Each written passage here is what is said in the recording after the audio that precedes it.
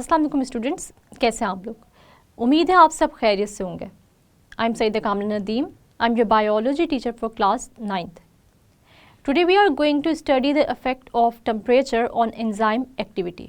Students, हमने अपने पिछले लेक्चर में पढ़ा था कि हम किस तरह कहाँ कहाँ पर एंजाइम्स को यूज़ कर सकते हैं। तो हमने स्टडी किया कि फूड इंडस्ट्री में, ब्रूइंग इंडस्ट्री में, बेकिंग इंडस्ट्री में, बायोलॉजिकल डिटर्जेंट्स में, पेपर इंडस्ट्री में हम एंजाइम्स को यूज़ कर सकते हैं। और हमने ये देखा कि बहुत सारे ऐसे फूड आइटम्स भी होते हैं जिनमें एंजाइम्स ऑलरेडी मौजूद होते हैं और वो हमें हेल्प करते हैं न्यू प्रोडक्ट्स प्रोड्यूस करने में। जैसे कि हमने पढ़ा कि मिल्क एक ऐसा फूड आइटम है जिसके अंदर मौजूद होता है लैक्टेज एंजाइम, जो कि लैक्टेज को लैक्टिक एसिड में कन्वर्ट करता है और चीज़ या योगर्ट बनाने में हेल्प करता है। जैसे कि हमने ये देखा कि पपाया में एक एंजाइम मौजूद होता है जिसका नाम है पपाइन और ये मीट को गलाने में हेल्प करता है।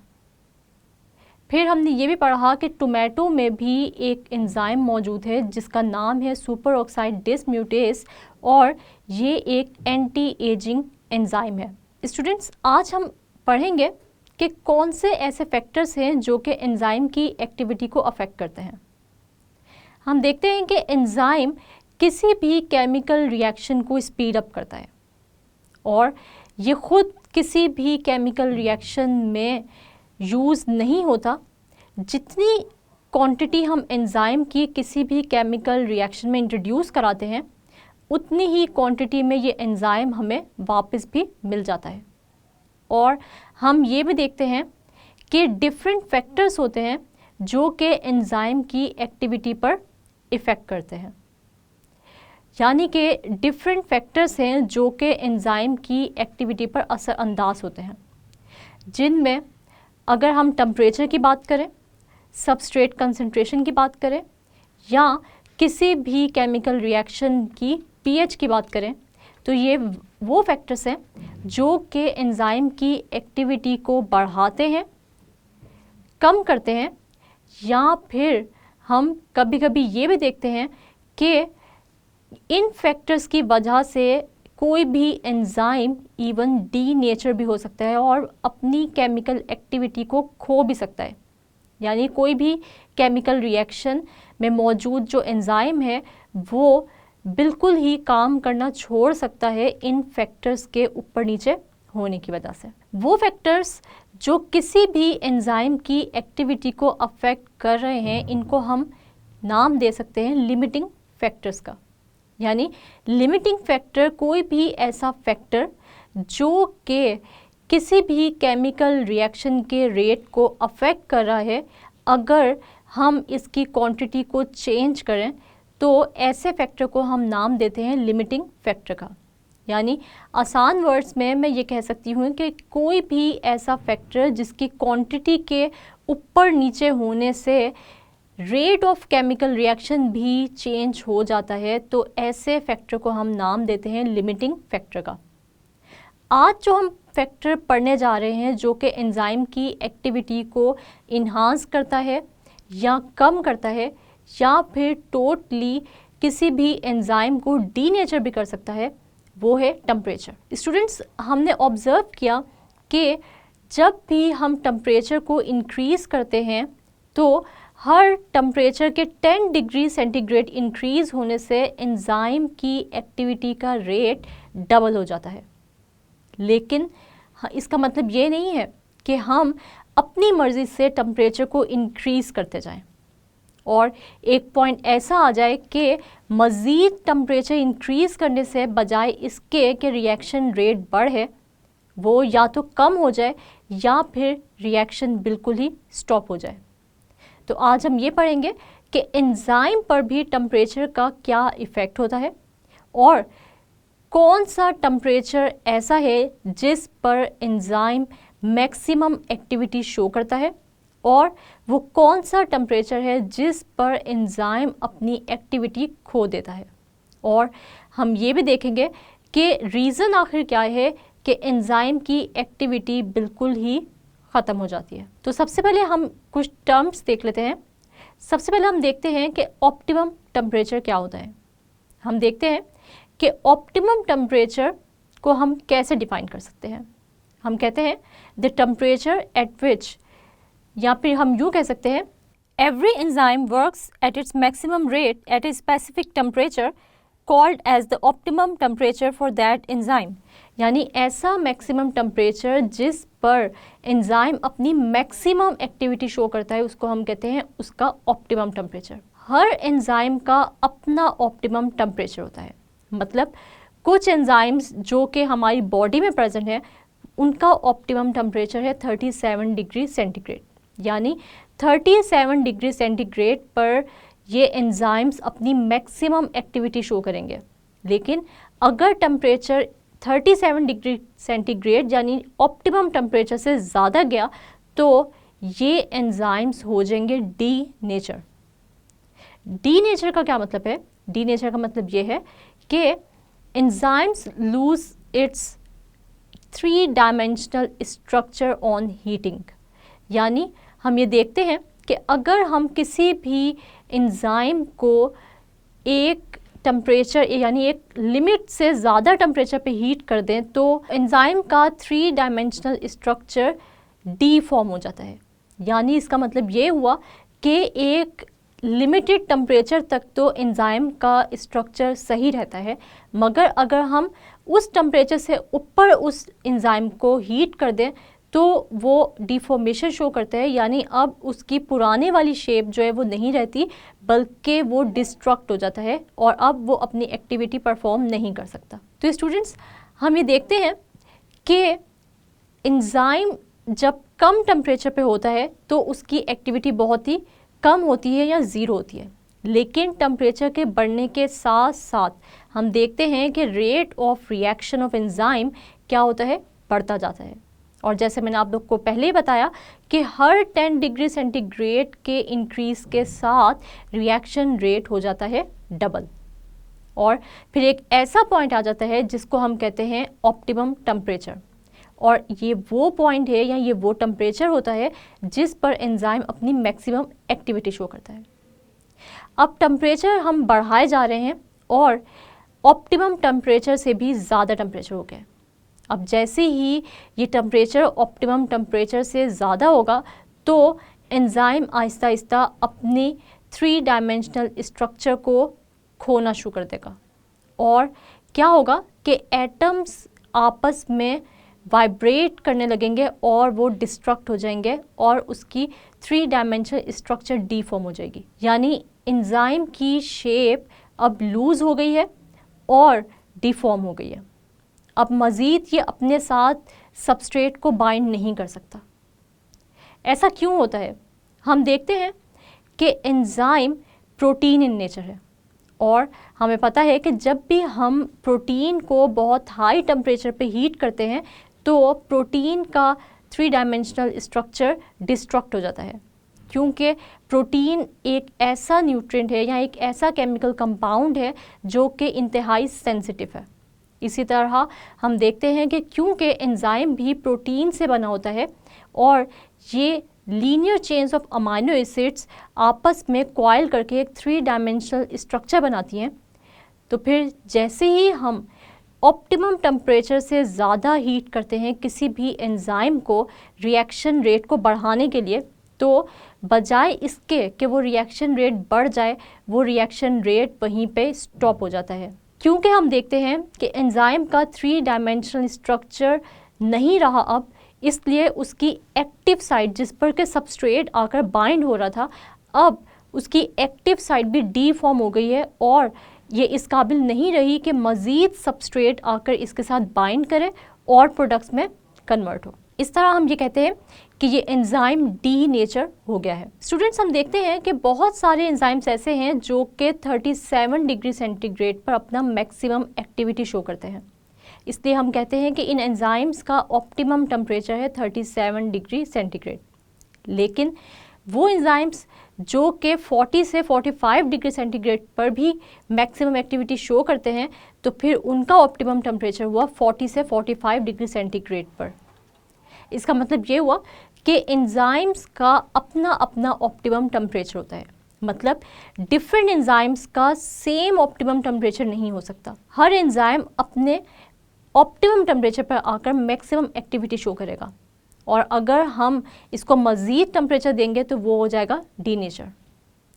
जिस तरह हम देखते हैं कि अगर हम बात करें प्लांट के एंजाइम्स की, तो ये एंजाइम्स ज़्यादा टेम्परेचर पर भी काम कर सकते हैं। जैसे अगर हम बात करें पपाया में मौजूद पपाइन की, जो कि एंजाइम है, तो ये अपनी मैक्सिमम एक्टिविटी शो करता है 60 डिग्री सेंटीग्रेड पर, और ये इंतहाई हाई टेम्परेचर है।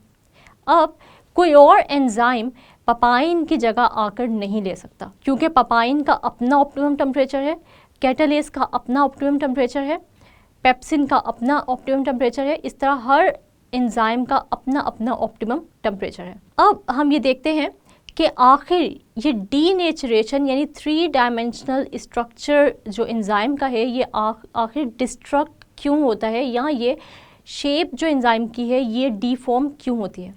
हम देखते हैं कि जब रिएक्शन स्टार्ट होता है तो उस वक्त एंजाइम्स की एक्टिविटी बहुत ही कम होती है, लेकिन टेम्परेचर के बढ़ने के साथ साथ हम देखते हैं कि एंजाइम की काइनेटिक एनर्जी में भी इजाफा होता है, और जब काइनेटिक एनर्जी ऑफ मॉलिक्यूल्स में इजाफा होता है तो हम ये देखते हैं कि एंजाइम की एक्टिविटी में भी इजाफा होगा। लेकिन ऑप्टिमम टेम्परेचर से ज़्यादा अगर हम किसी भी एंजाइम को टेम्परेचर देंगे तो उस एंजाइम के एटम्स की काइनेटिक एनर्जी इतनी बढ़ जाएगी कि आपस में वो एटम्स वाइब्रेट करने लगेंगे और कोलाइड करने लगेंगे, और इन एटम्स की कोलिजन और वाइब्रेशन की वजह से वो शेप जो कि पहले एंजाइम की थी अब वो डीफॉर्म हो जाएगी, यानी कि डिस्ट्रक्ट हो जाएगी या ख़राब हो जाएगी। और इसलिए जो डिप्रेशन या जो रीजन कैटालिटिक एक्टिविटी में इन्वॉल्व था, यानी एक्टिव साइट जो थी, अब उसकी भी शेप वैसी नहीं रही जो कि सबस्ट्रेट को बाइंड करा रही थी और प्रोडक्ट्स में कन्वर्ट करा रही थी। इसलिए एक्टिव साइट की शेप ख़राब होने की वजह से अब मज़ीद कोई भी सबस्ट्रेट इस एंजाइम के साथ बाइंड नहीं कर सकता और मज़ीद प्रोडक्ट्स नहीं बन सकते।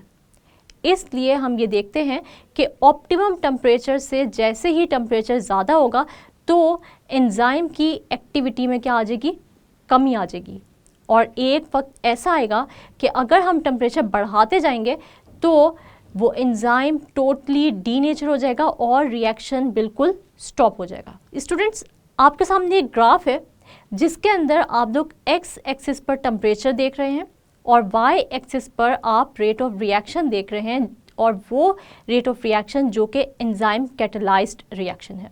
यानी आपके पास वाई एक्सिस पर उस रिएक्शन का रेट बताया जा रहा है जिसमें हम एंजाइम यूज़ कर रहे हैं। आपको यहाँ पर एक स्लोप नज़र आ रही है और वो आपको क्या शो कर रही है कि जब टेम्परेचर कम था तो रिएक्शन की यानी ज़ीरो टेम्परेचर पर जो रिएक्शन का रेट था वो ज़ीरो था, लेकिन जैसे जैसे टेम्परेचर बढ़ता गया वैसे वैसे rate of enzyme catalysed reaction भी बढ़ता गया, और हम देख रहे हैं कि ये स्लोप ऊपर की तरफ जा रही है। फिर एक वक्त ऐसा आया कि टेम्परेचर उस लिमिट पर आ गया जहाँ पर एंजाइम ने अपनी मैक्सिमम एक्टिविटी शो की, और वहाँ पर आपको स्लोप सबसे ऊपर दिखाई दे रही है। लेकिन हम ये देख रहे हैं ये वो टेम्परेचर था जिसको हमने नाम दिया ऑप्टिमम टेम्परेचर का, लेकिन जैसे ही ऑप्टिमम टेम्परेचर से ज़्यादा टेम्परेचर होता है तो हम ये देखते हैं कि ये स्लोप नीचे की तरफ आ रही है। इसका मतलब ये हुआ कि rate of enzyme catalysed reaction decrease हो रहा है, और आहिस्ता आहिस्ता आप लोग को नज़र आ रहा है कि जैसे जैसे अब टेम्परेचर बढ़ रहा है तो स्लोप नीचे की तरफ भी आ रही है, और एक वक्त ऐसा आया कि ये स्लोप बिल्कुल सीधी हो जाएगी, यानी अब मज़ीद रिएक्शन नहीं आगे चल सकता। इसका मतलब ये हुआ कि अब एंजाइम डीनेचर हो गए और मज़ीद सबस्ट्रेट को अपने साथ बाइंड कराने के काबिल नहीं रहा और मज़ीद सबस्ट्रेट को प्रोडक्ट में कन्वर्ट नहीं कर सकता। तो स्टूडेंट्स, यहाँ से आप लोगों से क्वेश्चन पूछा जा सकता है कि what do you mean by denaturation. तो आप लोगों को पता होना चाहिए कि डीनेचरेशन क्या होती है?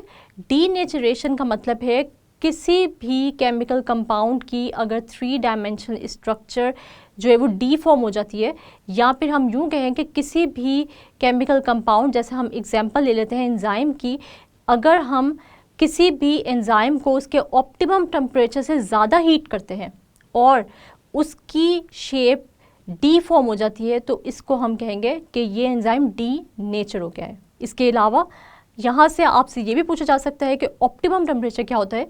तो ऑप्टिमम टेम्परेचर का आप लोगों को पता है कि वो टेम्परेचर जिस पर एंजाइम मैक्सिमम एक्टिविटी शो करता है उसको हम कहते हैं उसका ऑप्टिमम टेम्परेचर। हर एंजाइम का ऑप्टिमम टेम्परेचर अपना अलग होता है, यानी कुछ एंजाइम्स तो ऐसे हैं जो कि 37 डिग्री सेंटीग्रेड पर मैक्सिमम एक्टिविटी शो करेंगे, कुछ एंजाइम्स ऐसे हैं जो कि 40 से 45 डिग्री सेंटीग्रेड पर मैक्सिमम एक्टिविटी शो करेंगे, और कुछ एंजाइम्स ऐसे भी हैं जो कि इससे भी हाई टेम्परेचर पर यानी 60 से 65 या 70 टू 80 डिग्री सेंटीग्रेड पर भी अपनी एक्टिविटी या मैक्सिमम एक्टिविटी शो करेंगे, तो ये उनका ऑप्टिमम टेम्परेचर होगा। स्टूडेंट्स, इसके अलावा मैं आप लोगों को ये बता दूं कि ये टॉपिक लॉन्ग वाइज बहुत ही इंपॉर्टेंट है। तो स्टूडेंट्स, आप लोगों से लॉन्ग क्वेश्चन में ये पूछा जा सकता है कि how temperature affects the enzyme catalysed reaction rate, यानी कोई भी ऐसा रिएक्शन जिनमें के एंजाइम यूज़ हो रहा है उस पर टेम्परेचर किस तरह अफेक्ट करता है, या आपसे इन वर्ड्स में भी ये क्वेश्चन किया जा सकता है कि हाउ टेम्परेचर अफेक्ट्स द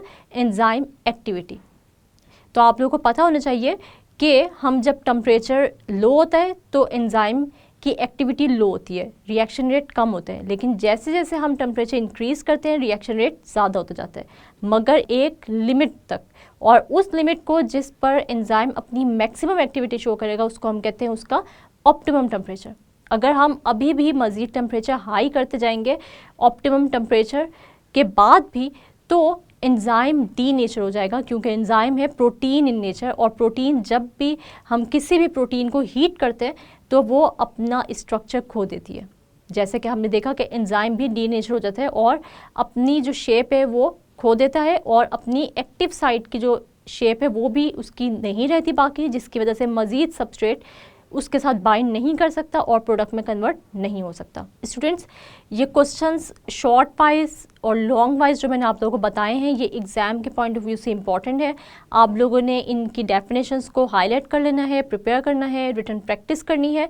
तो स्टूडेंट्स, अगले लेक्चर में हम ये स्टडी करेंगे कि किस तरह पीएच और सबस्ट्रेट की कंसंट्रेशन एंजाइम की एक्टिविटी को अफेक्ट करती है।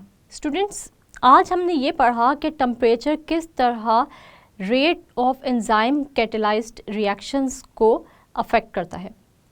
हमने ये देखा कि जब टेम्परेचर लो होता है तो रेट ऑफ केमिकल रिएक्शन भी लो होता है, लेकिन जैसे जैसे टेम्परेचर बढ़ता जाता है वैसे वैसे रेट ऑफ केमिकल रिएक्शन भी बढ़ता जाता है।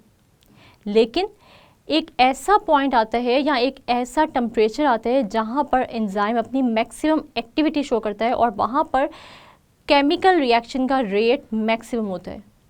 तो इस टेम्परेचर को हमने नाम दिया ऑप्टिमम टेम्परेचर का। लेकिन जब हम टेम्परेचर को बढ़ाते जाते हैं और ऑप्टिमम टेम्परेचर से भी ज़्यादा टेम्परेचर करते हैं तो एक ऐसा पॉइंट आएगा जब ये एंजाइम डीनेचर हो जाएगा, मतलब ये अपनी 3 डायमेंशनल स्ट्रक्चर को खो देगा। इस प्रोसेस को हमने नाम दिया डीनेचरेशन का। और डीनेचरेशन के बाद मज़ीद सबस्ट्रेट एंजाइम के साथ बाइंड नहीं करेगा और प्रोडक्ट नहीं बनाएगा, और अब ये reaction rate Aahista Aahista temperature बढ़ने के साथ साथ कम होता जाएगा और एक वक्त ऐसा आएगा जब ये रिएक्शन बिल्कुल ही स्टॉप हो जाएगा। उम्मीद है आप लोगों को आज के लेक्चर की अच्छे से समझ आई होगी। अगले लेक्चर तक के लिए अपना बहुत ज़्यादा ख्याल रखिएगा और मुझे दुआओं में याद रखिएगा। तब तक के लिए अल्लाह हाफ़िज़।